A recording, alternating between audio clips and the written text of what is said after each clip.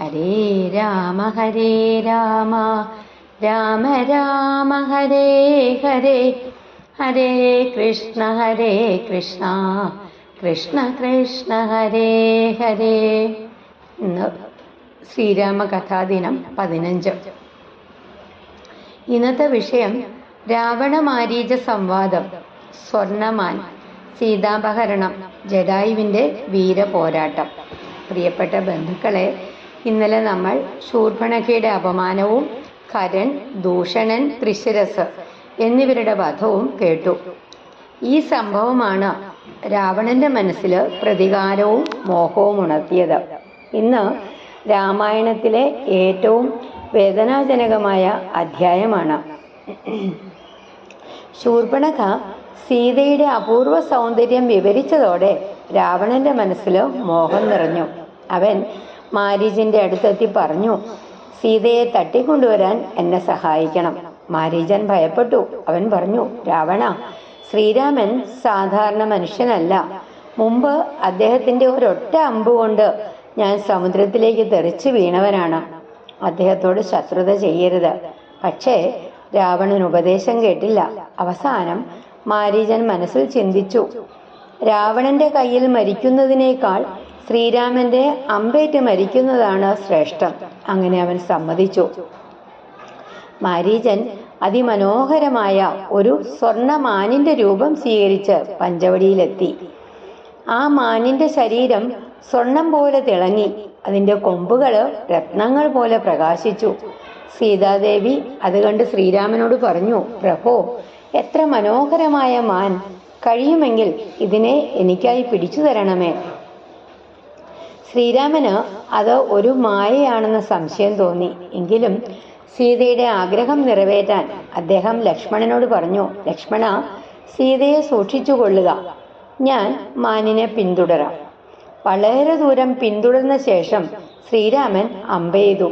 അമ്പേറ്റ മാരീചൻ തന്റെ യഥാർത്ഥ രൂപം സ്വീകരിച്ച് മരിക്കുന്നതിന് മുമ്പ് ശ്രീരാമന്റെ ശബ്ദത്തിൽ ഉറക്ക വിളിച്ചു, ഹാ സീതേ, ഹാ ലക്ഷ്മണ. ഈ നിലവിളി കേട്ട് സീതാദേവി ഭയപ്പെട്ടു. അവൾ ലക്ഷ്മണനോട് പറഞ്ഞു, നിന്റെ ചേട്ടൻ അപകടത്തിലാണ്, ഉടൻ പോയി രക്ഷിക്കൂ. ലക്ഷ്മണൻ ശാന്തനായി പറഞ്ഞു, അമ്മേ, ലോകത്തിൽ ആർക്കും ചേട്ടനെ തോൽപ്പിക്കാൻ കഴിയില്ല. എന്നാൽ സീതയുടെ നിർബന്ധം വർദ്ധിച്ചു. അവസാനം ശ്രീരാമന്റെ ആജ്ഞ ഓർത്ത് സീതയെ ദൈവ സംരക്ഷണത്തിൽ ഏൽപ്പിച്ച് ലക്ഷ്മണൻ പുറപ്പെട്ടു. ഇതായിരുന്നു രാവണൻ കാത്തിരുന്ന അവസരം. അവൻ ഒരു സന്യാസിയുടെ വേഷത്തിൽ പർണശാലയുടെ മുമ്പിലെത്തി. ഭവതി ഭിക്ഷാം ദേഹി. സീതാദേവി അതിഥിയെ ആദരിച്ച് ഭിക്ഷ നൽകാൻ പുറത്തു വന്നു. അപ്പോൾ രാവണൻ തന്റെ യഥാർത്ഥ രൂപം സ്വീകരിച്ചു. ഞാൻ ലങ്കാ രാജാവായ രാവണനാണ്. എന്നോടൊപ്പം ലങ്കയിലേക്ക് വരിക. സീതാദേവി ദൃഢമായി മറുപടി പറഞ്ഞു, ഞാൻ ശ്രീരാമന്റെ ഭാര്യയാണ്. മരണം വന്നാലും ധർമ്മം വിട്ട് ഞാൻ വരില്ല. കോപാകുലനായ രാവണൻ സീതയെ ബലമായി രഥത്തിൽ കയറ്റി ലങ്കയിലേക്ക് പുറപ്പെട്ടു. ഈ കാഴ്ച കണ്ടത് വയോധികനായ ഖഡ്ഗരാജാവ് ജടായുവായിരുന്നു. ജടായു ദശരഥ മഹാരാജാവിന്റെ സുഹൃത്തായിരുന്നു. അവൻ രാവണനെ തടഞ്ഞു. രാവണ, പരസ്ത്രീയെ തട്ടിക്കൊണ്ടുപോകുന്നത് മഹാപാപമാണ്. സീതയെ വിട്ടയക്കുക. രാവണൻ കേട്ടില്ല. തുടർന്ന് ജടായുവും രാവണനും തമ്മിൽ ഭീകര യുദ്ധം നടന്നു.